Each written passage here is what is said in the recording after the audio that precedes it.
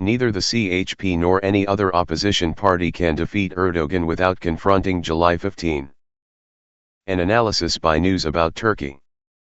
Turkey's opposition is now being subjected to the political and judicial machinery that Recep Tayyip Erdoğan constructed after July 15, 2016. Yet the CHP still refuses to confront the official story that gave this machinery its legitimacy. Ekrem İmamoğlu, the elected mayor of Istanbul and Recep Tayyip Erdoğan's most formidable electoral rival, has been imprisoned since March 2025. As of July 2026, he is defending himself against 142 charges in a case built around a 3,900-page indictment. The government presents the proceedings as an ordinary corruption prosecution. İmamoğlu and the CHP describe them as a politically engineered campaign intended to remove Erdogan's strongest potential presidential challenger. The pressure extends far beyond İmamoğlu. Hundreds of CHP members, municipal officials, and elected representatives have been detained. So far, authorities have detained hundreds of people, including dozens of mayors and party officials. Elected mayors have been suspended, municipal mandates have been overridden, and the threat of government-appointed trustees has spread from predominantly Kurdish municipalities to CHP-controlled local governments. Then came the direct assault on the CHP itself. On May 21, 2026, an appeals court annulled the CHP's November 2023 Congress, removed Özgür Özel and the party's elected leadership, and restored former chairman Kemal Kılıçdaroğlu. The ruling also invalidated later Congresses at which Özel had been re-elected. Human Rights Watch described the decision as part of a broader effort to sideline the principal opposition party, while the CHP called it a judicial coup. Erdogan's political system is no longer satisfied with prosecuting opposition politicians. It increasingly claims the power to determine who may govern municipalities, who may run against the president, and even who may lead the country's largest opposition party. Yet neither the CHP nor any other opposition movement can understand what is happening today without confronting what happened after July 15, 2016. The road to İmamoğlu's prison cell, the removal of elected mayors and the judicial ousting of Özel did not begin in 2025 or 2026. The foundations were laid when Erdogan transformed July 15 into an unquestionable state doctrine and when much of the opposition helped him do it. The CHP's responsibility began at Yenikapı. The CHP should never have accepted July 15 as a genuine military coup attempt. It was not a coherent operation designed to seize and hold state power. It was a controlled and deliberately doomed operation whose failure was built into its structure, while soldiers, especially conscripts, pilots and lower-ranking personnel, were deceived about the real nature of the assignments they were ordered to carry out. The party therefore had no reason to begin from Erdogan's premise that Turkey had narrowly escaped a conventional military takeover. The deaths, gunfire, deployment of tanks, explosion at parliament and other acts of violence demanded investigation and individual accountability. But condemning the violence did not require accepting the government's explanation of who organized it, who gave the operational orders, or who ultimately benefited from and controlled its outcome. Even the most dramatic events of the night should not be treated as closed questions merely because Erdogan's courts assigned responsibility. The public still cannot know with confidence who ordered every bombing, who authorized every flight, who fired every decisive shot, or how the separate operations in Ankara, Istanbul, and Marmaris were coordinated. Erdogan's government announced its conclusions almost immediately, then used emergency courts and mass prosecutions to convert those conclusions into an official history. What Turkey never received was a genuinely independent truth-seeking inquiry capable of testing the state's account against all military records, intelligence communications, radar data, flight logs, ballistics reports and witness testimony. The alleged operation against Erdogan in Marmaris is among the clearest examples of why the official narrative cannot be accepted at face value. The government described the Marmaris mission as an attempt to assassinate Erdogan. Gökhan Şahin Sönmezades, the brigadier general who commanded the team sent there, gave a different account. He said his orders were to take Erdoğan into custody and transport him safely to Ankara. Sönmez testified that his unit was ready at approximately 10:25 p.m. but was kept waiting at Sigli Air Base for around 4 hours. He said the team took off at approximately 2:25 a.m. long after Erdoğan had reportedly left his hotel and after his aircraft had departed from Dalaman. According to Sönmez, the order to wait came through the Akinci Air Base Operations Center. He repeatedly asked who had deliberately delayed the team and why it was finally sent to a location where Erdoğan was no longer present. This was not a minor operational error. If the purpose was genuinely to capture or kill Erdoğan, keeping the assigned team on the ground for approximately 4 hours while its supposed target escaped makes no military sense. It does, however, make sense if the team was being used as part of a controlled spectacle, delayed until Erdoğan was safe, then sent toward an empty hotel so that the government could later claim that the president had escaped assassination by only minutes. Sönmez said that he and the soldiers under his command had been sent into a trap. He maintained that they were dispatched only after Erdoğan had left Marmaris and after the whole country knew that he was traveling to Istanbul. He also said he would not have taken those soldiers to the hotel had he known what was occurring. The deaths of 2 police officers at the hotel also require renewed investigation. The official indictment attributed the fatal confrontation to the military team sent to the area. But in his May 2026 retrial testimony, Sönmez alleged that the wounds and weapons evidence did not correspond with the prosecution's account. He claimed that one officer had been killed with a knife, another with a shotgun, and that an unidentified weapon found at the scene was acknowledged by neither the military nor the police. He consequently described the killings as unresolved. There have also been allegations of unexplained helicopter activity and gunfire in the hotel area before the Sönmez team arrived. A genuine inquiry would reconstruct the Marmaris operation minute by minute. It would determine when Erdoğan left the hotel, when each helicopter departed, who ordered the 4-hour delay, who supplied the final coordinates, what aircraft were present over the area, which weapons were fired and which projectiles killed the 2 police officers. It would also explain why a team supposedly sent to seize Erdoğan was dispatched after its target had already escaped. Instead of demanding answers, Kemal Kılıçdaroğlu stood beside Erdoğan at the government-organized Yenikapı rally on August 7, 2016. By doing so, the CHP helped transform a controlled operation designed to fail and an alleged presidential abduction or assassination mission full of unresolved contradictions into the founding myth of Erdoğan's new political order. Yenikapı was presented as national reconciliation. In reality, it was a ceremony of submission to Erdoğan's official version of July 15. The message imposed on the country was unmistakable: accept Erdoğan's narrative in full or risk being accused of siding with the alleged coup plotters. Questions about the intelligence received by Hakan Fidan, Hulusi Akar's conduct, the unexplained delay in Marmaris, the operation's military absurdities, the provenance of the bombs and gunfire, and the soldiers who said they had been misled were pushed outside the boundaries of legitimate public debate. By attending Yenikapı, the CHP enabled Erdoğan to claim that his account had been endorsed by almost the entire political establishment. The pro-Kurdish HDP did not attend, but the presence of the CHP and other opposition parties manufactured the appearance of a broad national consensus. That appearance was politically indispensable to Erdoğan.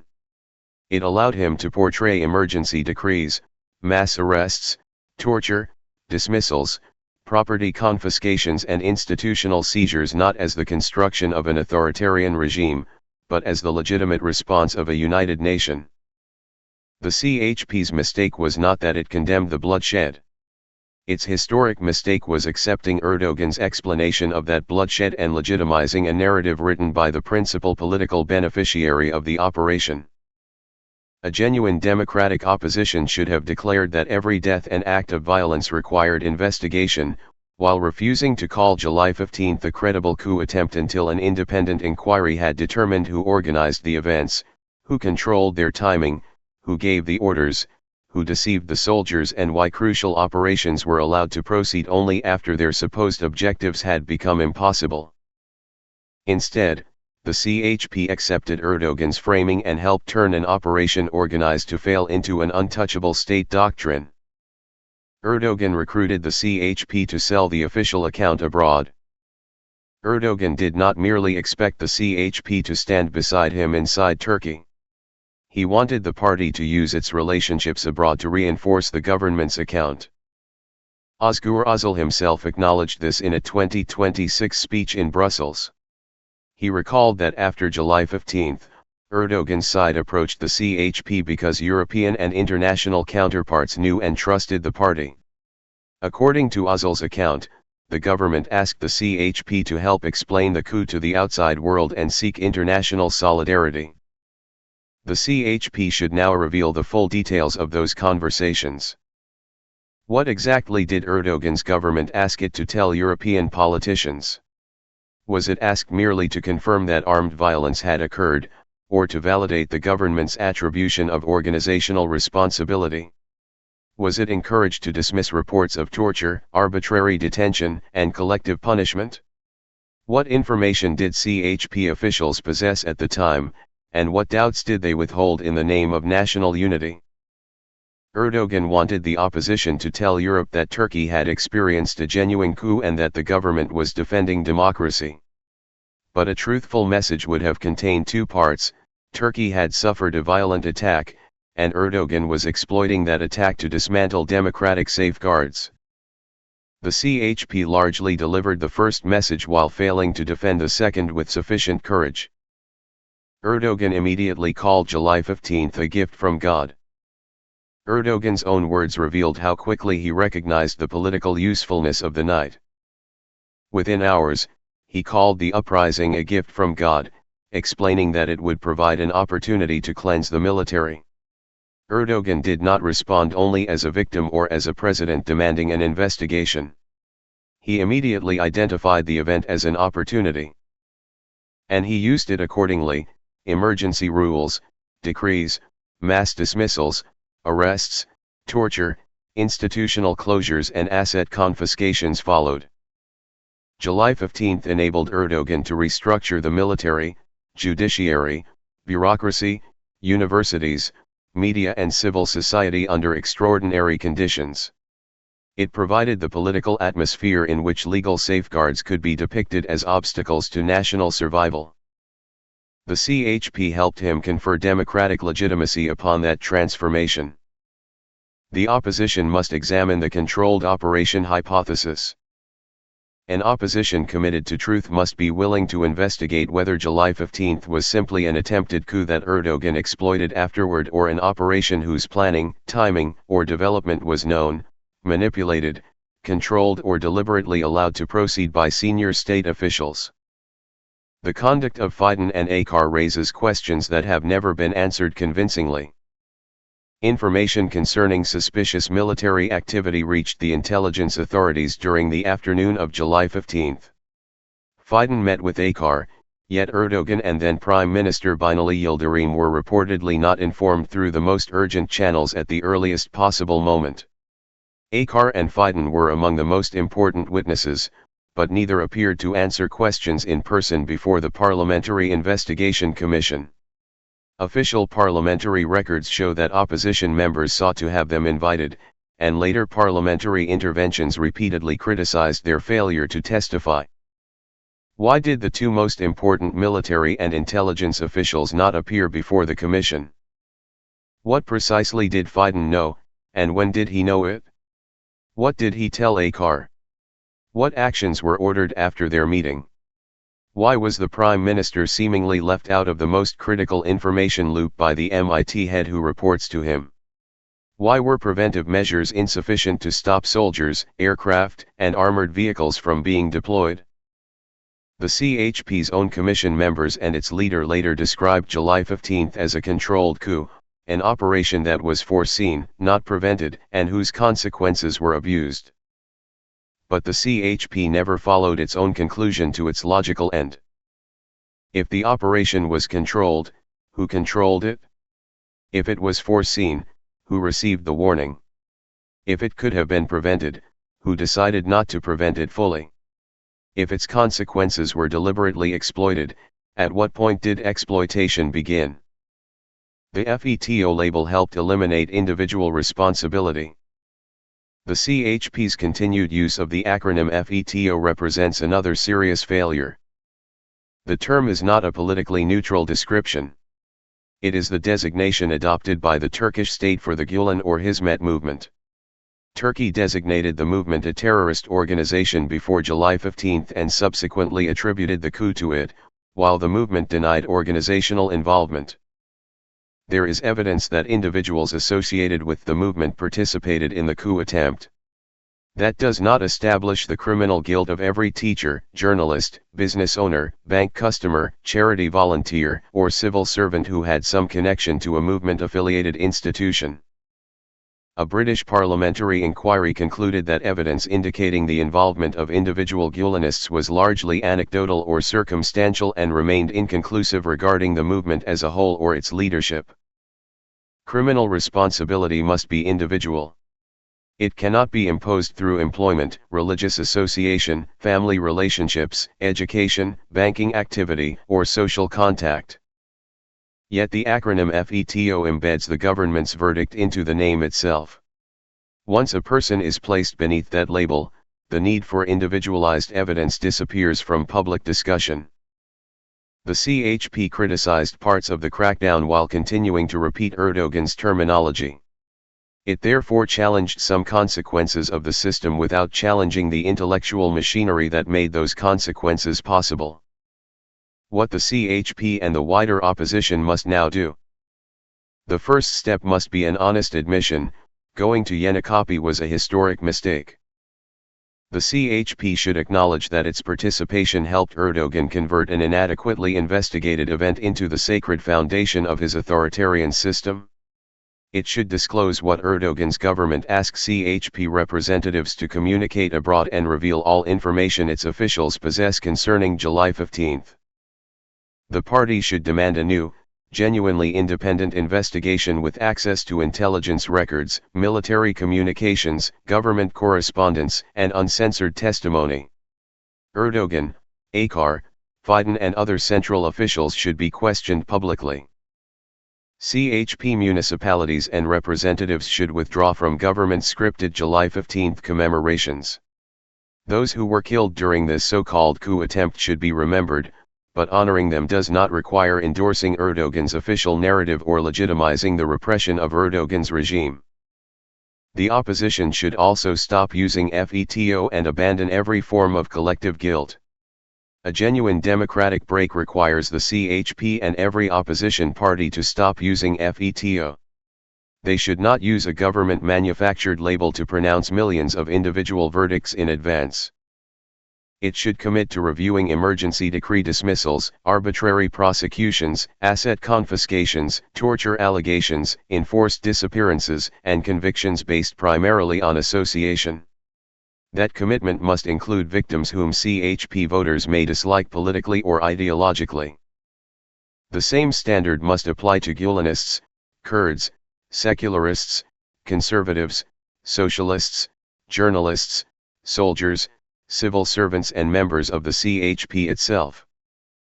Erdoğan's greatest protection is selective opposition. Erdoğan has survived because political groups have often defended only their own victims. Many nationalists remained silent when Kurdish mayors were replaced by trustees. Many secularists looked away when religiously conservative citizens associated with the Gülen movement were subjected to collective punishment. Some groups that had previously suffered abuses felt no obligation to defend those who had once supported Erdoğan. Others assumed that cooperation with the government would protect them. Erdoğan converted these divisions into a governing strategy. The CHP now faces a decisive choice. It can argue that the machinery created after July 15 is legitimate but has been mistakenly directed against the CHP and its politicians. Or it can declare that the machinery itself is illegitimate, regardless of whom it targets. The first position asks Erdoğan's system for mercy. The second seeks to dismantle it. Neither the CHP nor any other opposition party can defeat Erdoğan merely by collecting more votes. Elections cannot remove an authoritarian order that can imprison candidates, cancel municipal mandates, appoint trustees, annul party congresses and choose the leadership of the opposition. A genuine struggle against Erdoğan must therefore begin with the event he called a gift from God. It must begin with the CHP's role at Yenikapı, the unanswered questions surrounding Erdoğan, Akar, and Fidan, the allegations of manipulated soldiers, the torture and collective punishment that followed, and the politically loaded vocabulary that made millions of people presumptively guilty. The opposition cannot dismantle Erdoğan's regime while continuing to protect its founding narrative. The road beyond Erdoğan begins where his present order began, July 15, 2016. Silence, compromise, and participation in Erdoğan's ceremonies have not protected the opposition. They did not prevent İmamoğlu's imprisonment, the removal of elected mayors, trustee appointments, or interference in the CHP's leadership. As the Turkish proverb says, fear cannot avert death. Korkunun isel faydası yoktur. Fearful silence only gives authoritarianism more time to grow. Özgür Özel and other opposition leaders must understand that Ekrem İmamoğlu and the opposition figures already targeted will not be the last. Silence does not disarm authoritarianism. It invites the next attack. Silence does not disarm authoritarianism. It invites the next attack. This analysis was presented by News About Turkey.